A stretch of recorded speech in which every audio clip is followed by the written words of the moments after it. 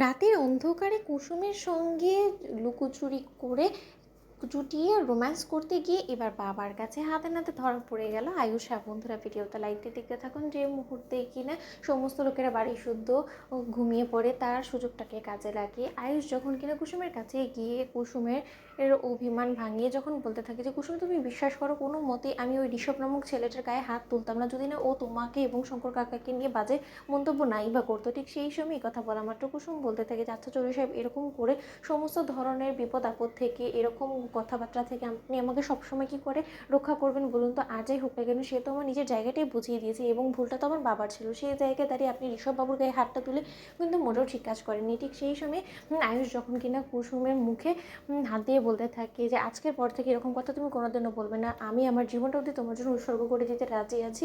এবং সেই জায়গায় দাঁড়িয়ে তুমি কিনা আমাকে বলছো যে আমি কি করে তোমাকে সবসময় সব ধরনের বিপদ আপদ থেকে রক্ষা করবো। আমি তোমার পাশে চিরকাল এরকম করে ছায়ার মতন ঢাল হয়ে থাকবো, যাতে করে কিনা কোনো বিপদ আপদ তোমাকে ছুতে না পারে কুসুম।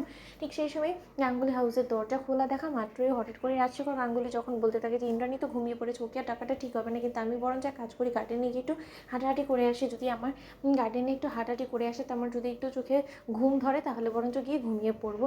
ইন্দ্রাণীকে আর জাগানোর কোনো প্রয়োজন নেই। এদিকে দরজাটাও বা কে খুলে রেখেছে, মনে হয় কেউ আমার মতন হয়তো বা ঘুমোতে পারছে না, তাই হয়তো বা গার্ডেনে গিয়ে হাঁটাহাঁটি করছে। ঠিক সেই সময় আয়ুষ যখন কিনা কুসুমের সঙ্গে রোম্যান্সে মেতে ওঠে এবং কুসুম যখন কিনা দৌড়ে নিজের ঘরে চলে যায়, ঠিক সেই সময় আয়ুষ কুসুমকে চেপে ধরে কুসুমের সঙ্গে যখন ছুটিয়ে রোম্যান্স করতে থাকে, ঠিক সেই সময় আয়ুষ বলতে থাকে যে কুসুম, তুমি ইচ্ছে করে বুঝতে চাও না, নাকি তুমি আমার মুখ থেকে বলাতে চাও যে আমি তোমাকে কতটা ভালোবাসি?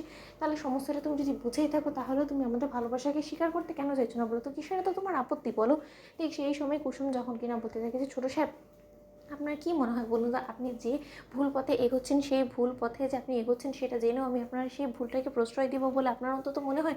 চিরকাল আমি আপনাদের সমস্ত লোকেদের ভুলগুলোকে আমি শুধরে দেওয়ার চেষ্টা করেছি। সেই জায়গায় কিনা আপনি যেখানে কিনা ভুল পথে তলিয়ে যাচ্ছেন, সেই জায়গায় আমি আপনাকে ভুল পথে যেতে দেবো? ঠিক সেই সময় আয়ুষ বলতে থাকে যে তুমি কোনটা ভুল কথা পথে হাঁটার কথা বলছো বলো তো কুসুম? ঠিক সেই সময় এই এক পর্যায়ে কুসুমের ঘরের লাইট জ্বালানো দেখে শঙ্করের বাড়িতে নেই ভেবে যখন কিনা রাজশেখর গাঙ্গুলি বলতে থাকে যে কী ব্যাপার কুসুম, এত রাতে এখনও জেগে আছে কেন? মেয়েটা তো শরীর খারাপ করে দেবে, নাকি লাইট অফ করতে ভুলে গিয়েছে? আমি বরঞ্চ একবার গিয়ে দেখি। ঠিক সেই সময় আয়ুষের সঙ্গে যখন কিনা কুসুমকে চুটিয়ে রোম্যান্স করতে রাজশেখর গাঙ্গুলি দেখে ফেলে এবং রাজশেখর গাঙ্গুলি যখন কিনা চমকে ওঠে এবং বলতে থাকে যে এত রাতে আয়ুষ এবং কুসুম একসঙ্গে এরকম অবস্থা, যদি কোনো মতে ইন্দ্রাণী দেখতে পেয়ে যায় তাহলে তার রক্ষে থাকবে না। এটারই কি ভয় বারবার করে ইন্দ্রাণী পাচ্ছিল, যার জন্য কিনা ও কুসুমকে হুঁশিয়ার করে দিল? কিন্তু তার সত্ত্বেও কুসুম তো কোনো মতে ওর কথায় কান দিল না। এই প্রথমবার হবে যে এখন কিনা কুসুম কোনো মতে ওর দেবীমের কোনো কথাকে কান দেয়নি। কিন্তু কুসুম, তোমার কাছ থেকে আমি এটা কোনো মতে আশা করিনি। তো বন্ধুরা, লাইক কমেন্ট শেয়ার করে সাবস্ক্রাইব করতে ভুলো না।